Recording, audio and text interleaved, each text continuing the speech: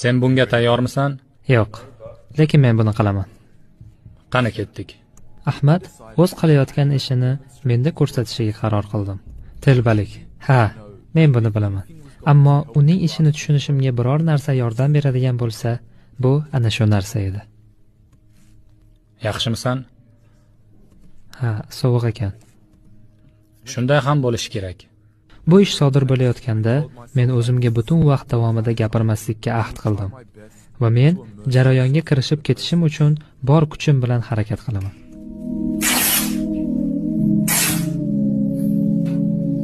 Bu bir oz harakat talab qiladi, lekin men buni qilishim kerak edi.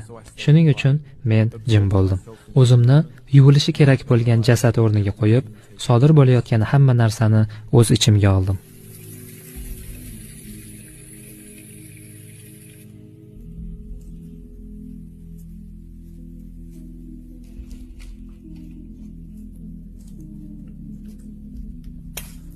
Xo'sh, qadrli birodarlar, subhanalloh.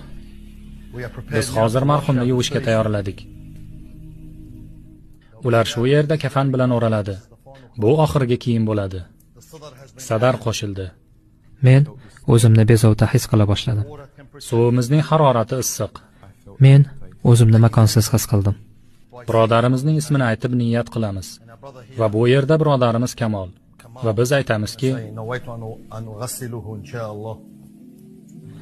men o'zimni noqulay his qildim.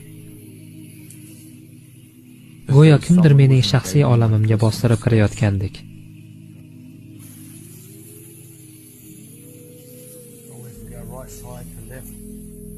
Men qochib ketmoqchi bo'ldim, lekin qila olmadim.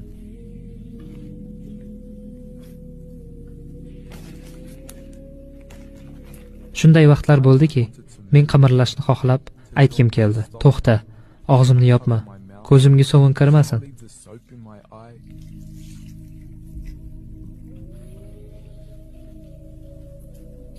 Lekin men buni bo'lishiga qo'yib berdim. Axir o'liklar gapira olmaydi-ku. Ko'ryapsizmi, bu konfor. Unda juda o'ziga xos hid bor. Bu o'lim hidi deyiladi. Chunki ana shu vaqtda men shunchaki yuvilishi, kafallanishi va ko'milishi kerak bo'lgan jasad edim. Har bir inson boshidan kechiradigan safar.